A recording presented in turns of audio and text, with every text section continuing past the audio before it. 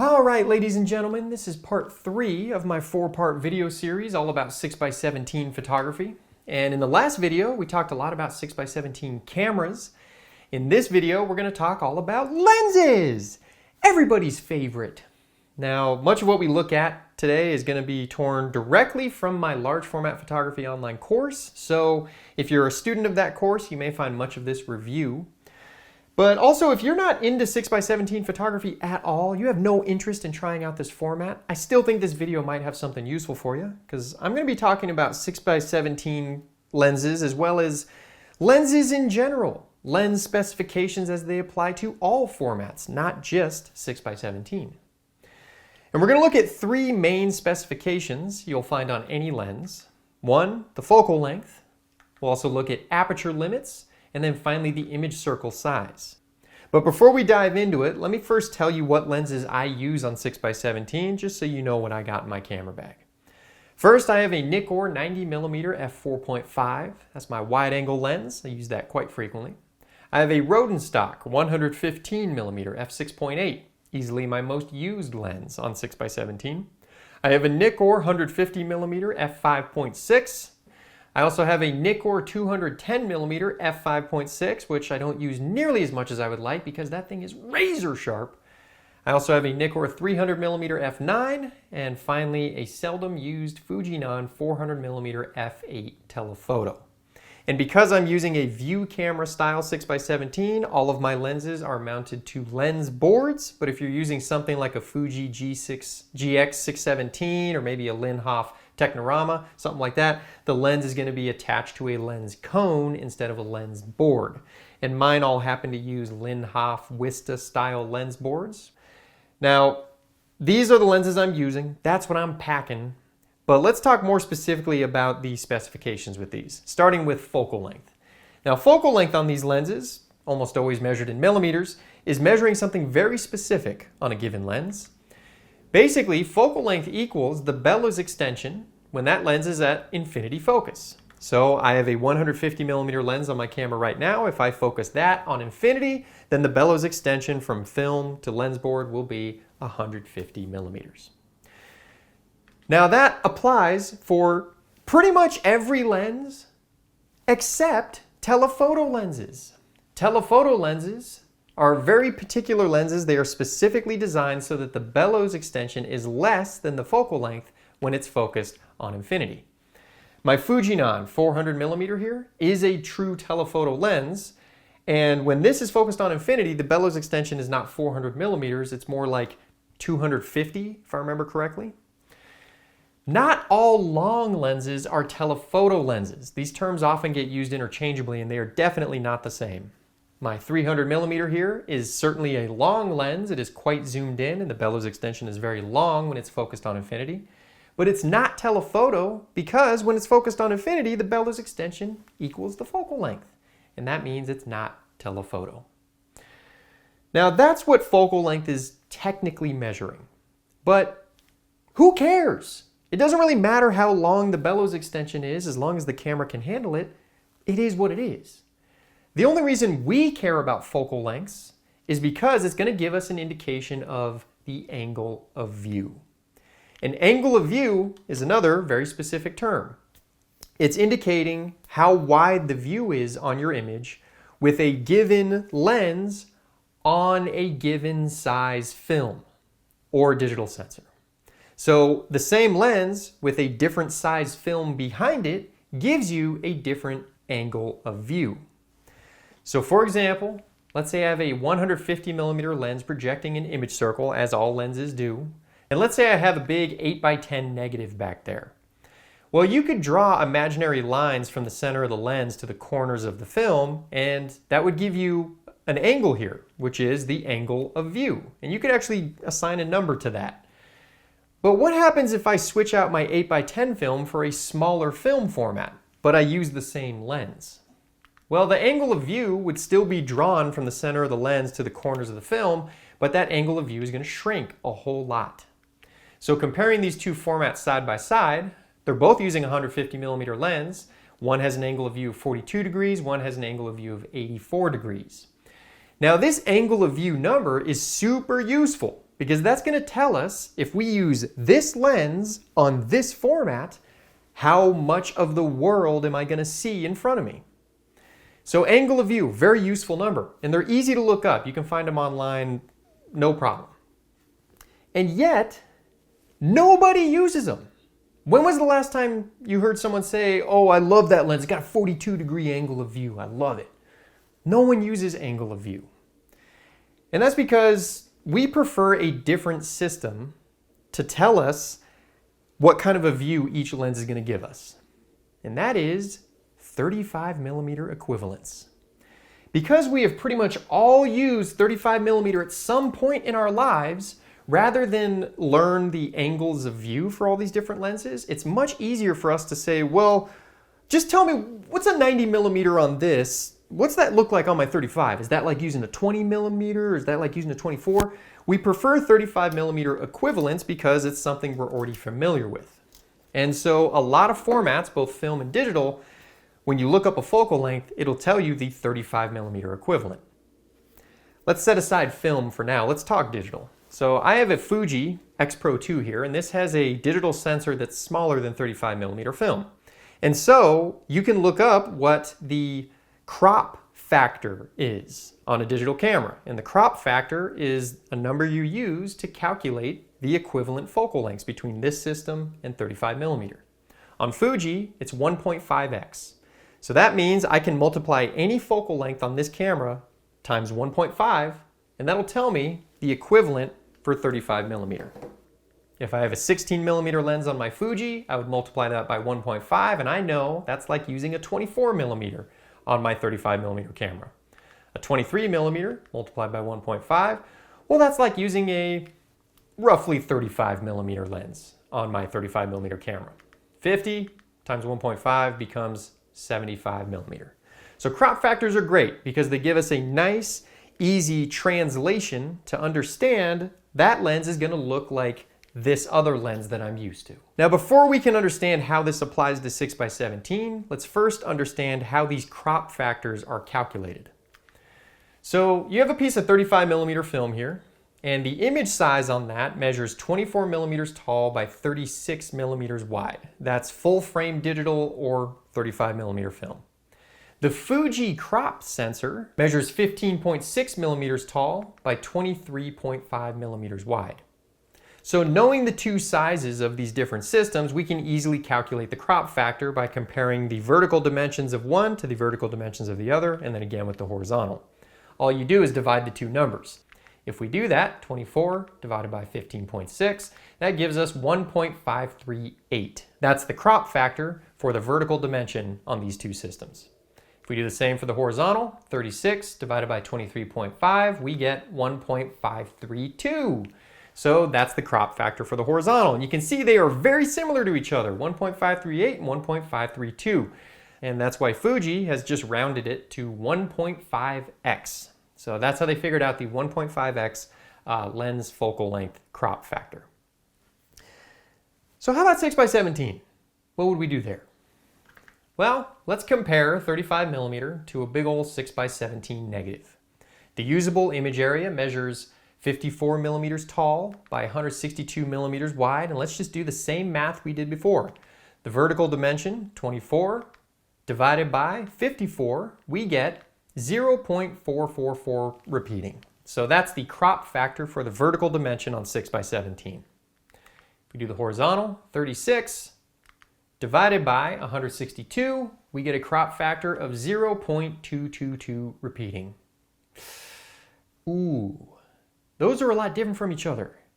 So what do we do here? Well, this is the problem with 6x17. Everybody wants 35 millimeter equivalents on these focal lengths. I get emails like that all the time. What's the 35 millimeter equivalent for the 90 millimeter on the 6x17? And unfortunately, you just can't compare the two. It's like apples and oranges. 6x17 is such a long, skinny frame that you can't directly compare it to 35 millimeter, which is just a 2x3 rectangle. You could technically figure out the vertical crop factor and the horizontal crop factor separately for different lenses. That would go something like this. If we have a focal length, we would just multiply it by let's say the vertical crop factor, and that would give us the 35 millimeter vertical equivalent. A 90 millimeter on 6x17 times 0.444444, that would give us the 35 millimeter equivalent of 36 millimeters, which doesn't sound all that wide.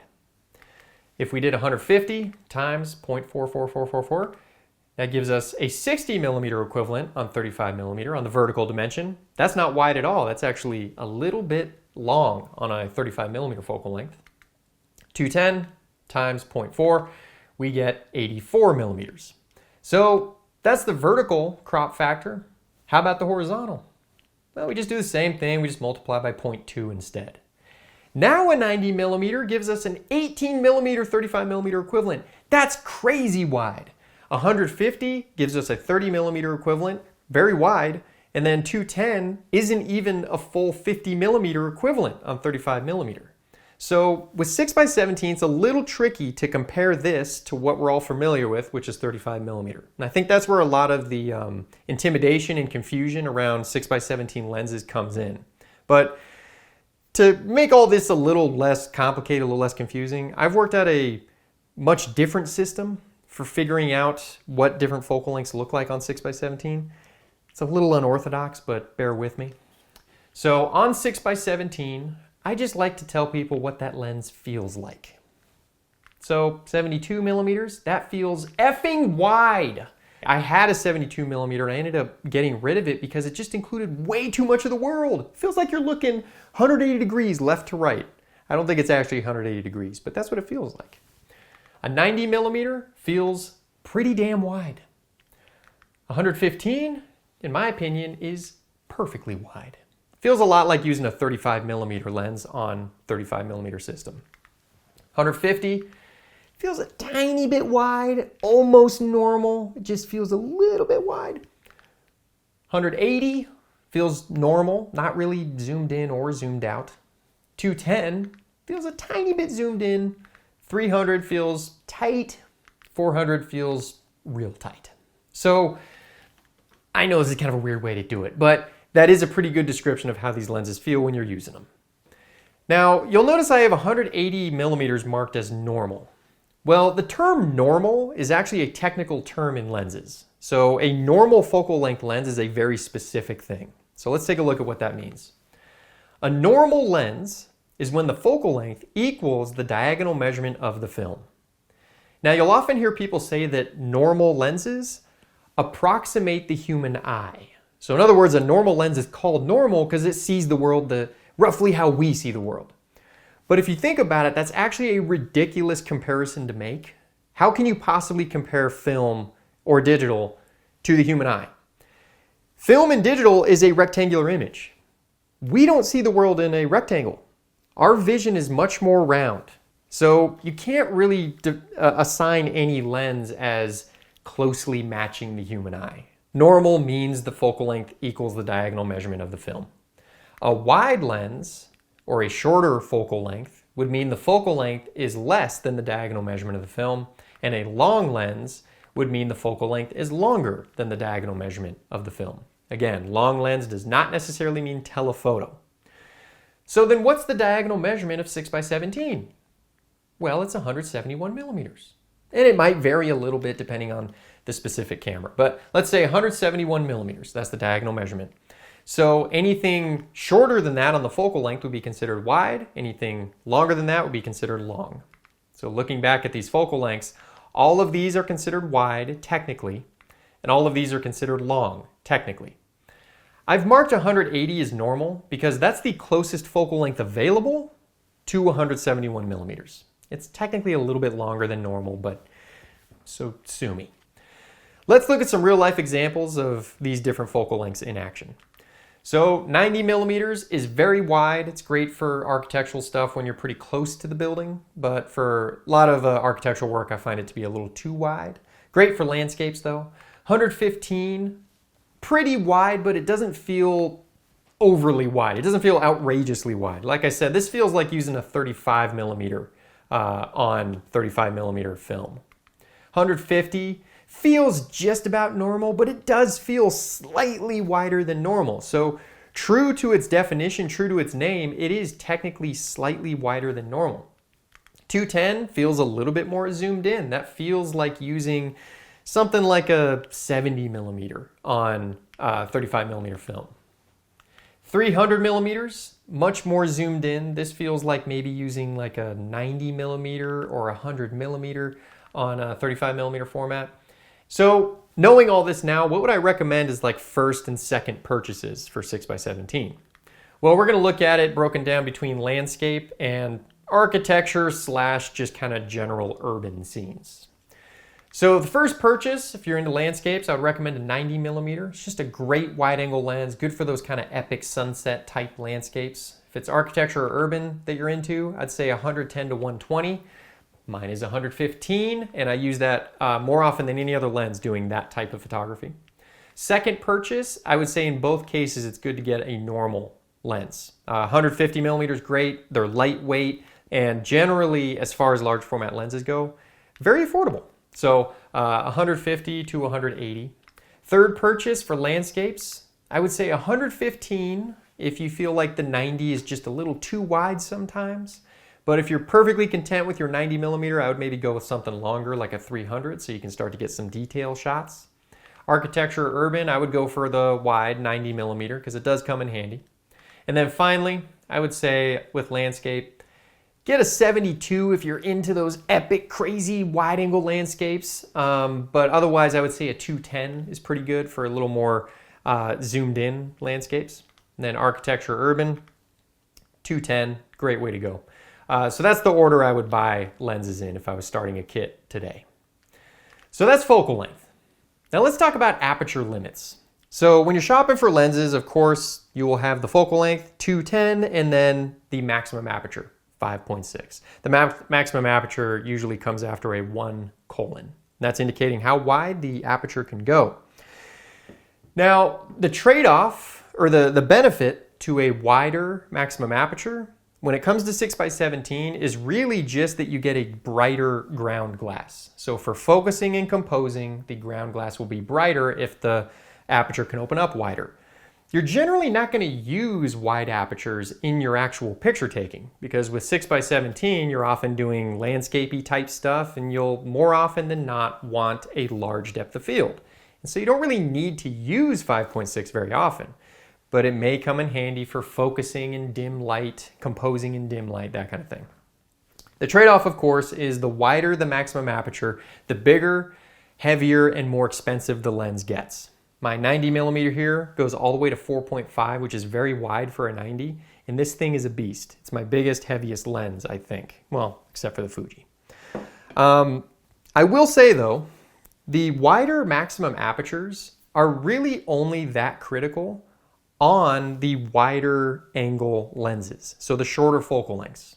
So just as a quick example here, my 90 millimeter goes to 4.5, super wide, nice bright ground glass. My 300 only goes to f9.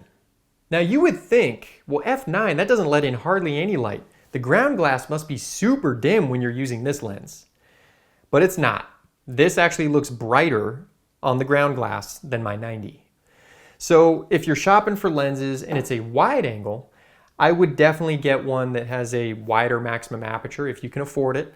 But if it's the longer focal length lenses, don't worry. The f9 is plenty wide. On this, my ground glass is nice and bright, even though it only goes to f9. Now I'm saying aperture limits here and not just maximum aperture because you don't only want to pay attention to the maximum aperture available on a lens. When it comes to large format lenses, whether it's 6x17, 4x5, 8x10, whatever, you also want to look at the minimum aperture available. Because remember, we're going to be doing largely landscapes, urban architecture, stuff where we want to get a massive depth of field. And to get a massive depth of field, we need narrow apertures. And if you get a lens where the maximum or the minimum aperture taps out at f32, you might not be able to get your full depth of field in some instances. But if the lens instead taps out at f128, you're much more likely to be able to get your full depth of field in some instances. Now let's take a look at image circle size. So as we've talked about, all lenses project a circular image and then the film cuts a rectangle out of that. And that image circle can be measured in millimeters, and that's the image circle size. So image circles on a lens are typically measured at infinity focus at f/22. It's measured at infinity focus because on all lenses, telephoto, non-telephoto lenses, when you're focused at infinity, that is the minimum bellows extension. That is the most compressed the bellows will ever be on that particular lens, because when you focus on anything closer than infinity, the bellows extends. And when the bellows extends, the image circle gets bigger. So they tell you the image circle size at infinity because that is the smallest the image circle will ever be. We need an image circle that's big enough to cover 6x17. And remember, the diagonal measurement is 171 millimeters. Just to play it safe, I would say don't use less than 180 millimeters. You want to make sure the image circle size is at least 180 millimeters for 6x17. And that's if you don't want to do any movements, no rise, fall, shift. If you want rise, fall, and shift, you need an even bigger image circle than that. But how do we even find out what the size of the image circle is for any given lens? Well, you could laboriously go through the internet and look up your lens and try and find the specifications on some camera store's website or whatever. But there's a better way. Some saint of a man by the name of Michael K. Davis, I don't know who this man is, but we all owe him a debt of gratitude. Because he put together this huge spreadsheet with all the specifications of basically every large format lens you would come across. You can look up image circle size, maximum aperture, size, weight, everything is there. Hugely valuable. So I'll put a link in the description to that spreadsheet. Really, really useful when you're shopping for large format lenses.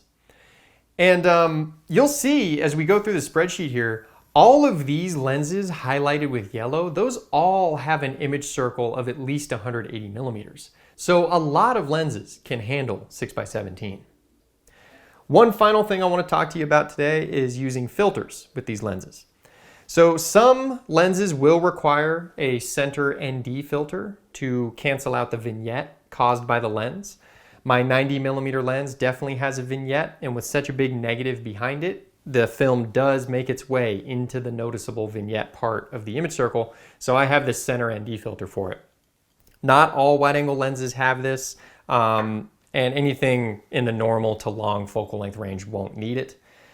Now, what about other filters, like split ND filters if you're doing a lot of landscapes, polarizers, that kind of thing? I recommend doing a rectangular filter system. I use the Lee 100 millimeter filter system. This is plenty big for 6x17.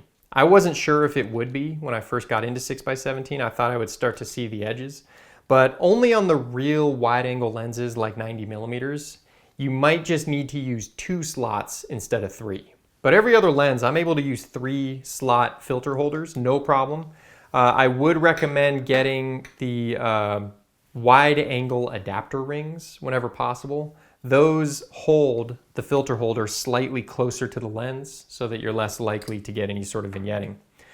And then, as you may have seen in my most recent on location video, if I'm using my center ND filter, this thing ain't big enough.